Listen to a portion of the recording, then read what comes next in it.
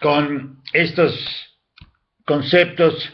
La cámara me causa mucho problema, no la puedo ubicar muy bien, a veces, bueno, la tengo que mover finalmente.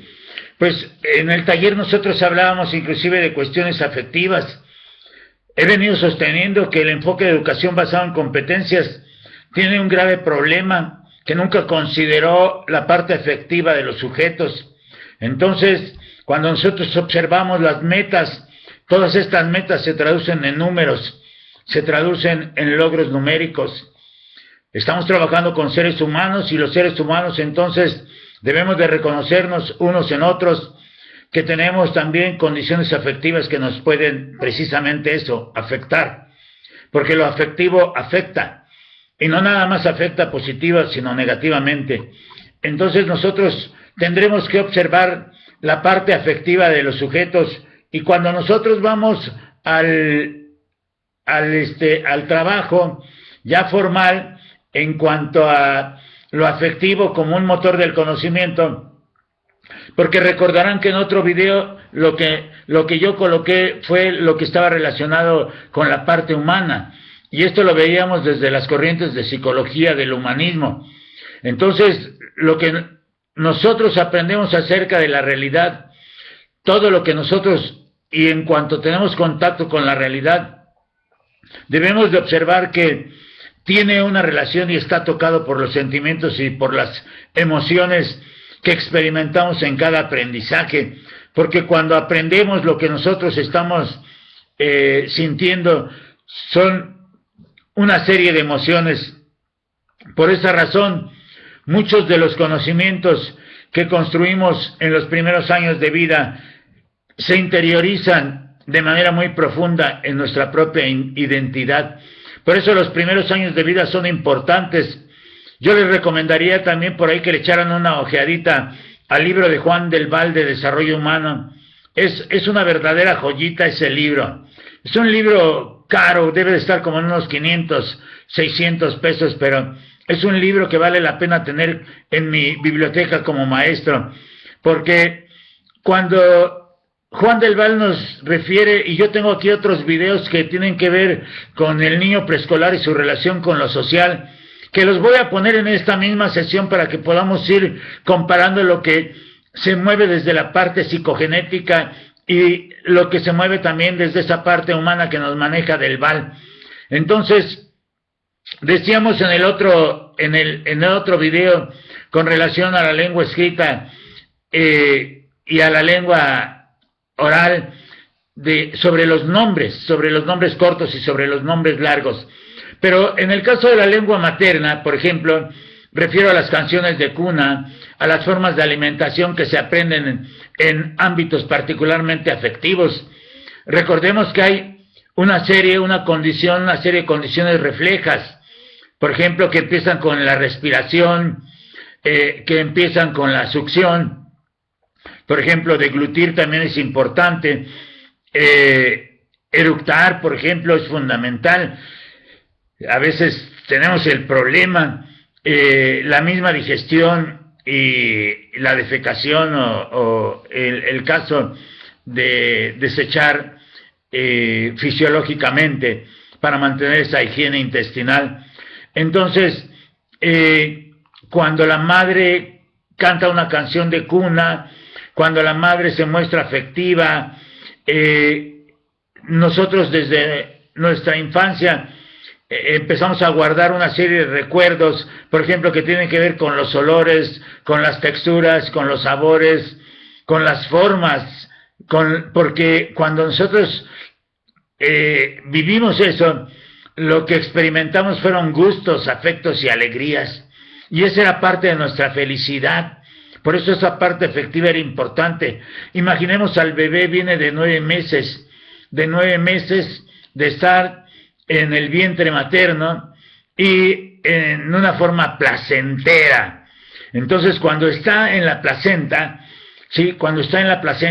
pues no se preocupa uno de nada, ¿verdad? Tiene la alimentación. Bueno, esto es un comentario muy a la ligera, porque los que nos tendrían que decir son los médicos o los fisiólogos, para observar qué sucede en el vientre materno, ¿sí? Y paralelamente a las cuestiones de los gustos, de los afectos y de las alegrías, se encuentran aquellos efectos que a veces surtió en nosotros el dolor, el miedo, el resentimiento y la angustia.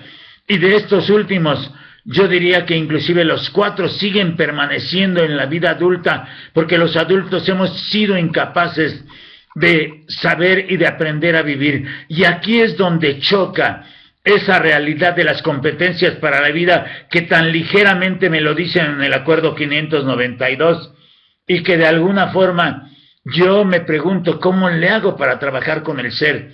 ¿Cómo hago que desaparezca de mí la angustia, el resentimiento, el miedo, el dolor?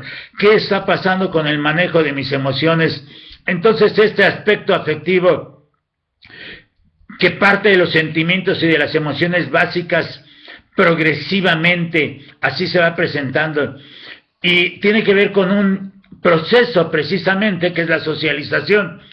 Aquí ya tenemos 2 conceptos, autonomía y socialización, que son precisamente conceptos a los que se aboca el jardín de niños. El jardín de niños probablemente no esté escrito en la guía de la educadora 2011, como no estaba escrito totalmente en el 2004, en el PEP 2004, pero el desarrollo de la autonomía y el desarrollo de la socialización son fundamentales. Y yo aquí entiendo socialización como transmisión de cultura, y a través de estos 2 elementos se van formando las tendencias, los efectos y lo que cada uno considerará valioso.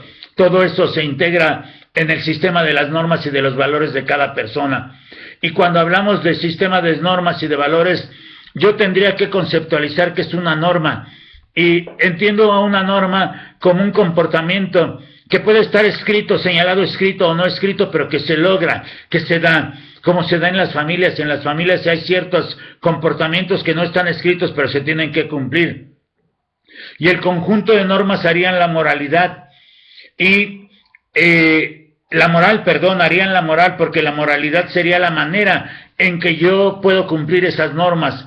Y si le agrego a las normas los valores, entonces puedo tener una educación que me lleve a los principios y que me lleve a las leyes, porque lo que ha dominado en nosotros son los paradigmas, como en el caso de la puntualidad, los paradigmas de la puntualidad. Hablamos así del paradigma japonés o del paradigma inglés. Los japoneses llegan en punto, los ingleses llegan antes. El paradigma mexicano, llego tarde. Entonces, ahí tengo problemas ya con normas y con valores, y entonces de tal forma estos sentimientos, estas emociones van regulando eso que llamamos afectividad, hasta favorecer eso que es la voluntad como la operación afectiva superior. Pero yo diría que no es nada más la voluntad, que no hay que tener voluntad, sino que sí hay que tener voluntad, pero no fuerza de voluntad, sino buena voluntad para poder hacer las cosas. Es decir, llega un momento del desarrollo. Recordemos que aquí desarrollo, desde la teoría psicogenética, tiene que ver en sentido amplio con eso que llaman aprendizaje, porque también hay aprendizaje en sentido estricto, que serían los aprendizajes puntuales. Pero aquí llega un momento del desarrollo en el que decidimos qué es lo que consideramos valioso y qué es lo que queremos rechazar. Entonces nuestra voluntad impulsará las acciones que me permitan alcanzar lo que prefiero y lo que me hace bien para protegerme de lo que deseamos evitar. Por eso los 8 conceptos del artículo 42 de la Ley General, seguridad, cuidado, protección, protección también de la integridad física, psicológica y social, colocar una disciplina acorde a la edad y el respeto a la dignidad de las personas. De manera paralela, entonces, así como se da el desarrollo, está la evolución de las estructuras cognitivas y las estructuras afectivas que nos permitirán constituir maneras estables de sentir y de reaccionar. Es así que los sentimientos maestros y los valores nos constituyen como las personas que somos, lo que somos y lo que poseemos. Lo que poseemos son las virtudes y lo que sabemos son las tareas. Por eso aquí choca a veces el concepto de la competencia, porque nosotros también tenemos una forma de reaccionar, de sentir y de actuar. Maestros, pues vamos, creo que ahí vamos encarrilados con esto de los conceptos. Espero que me dé tiempo de subir los conceptos y avanzamos.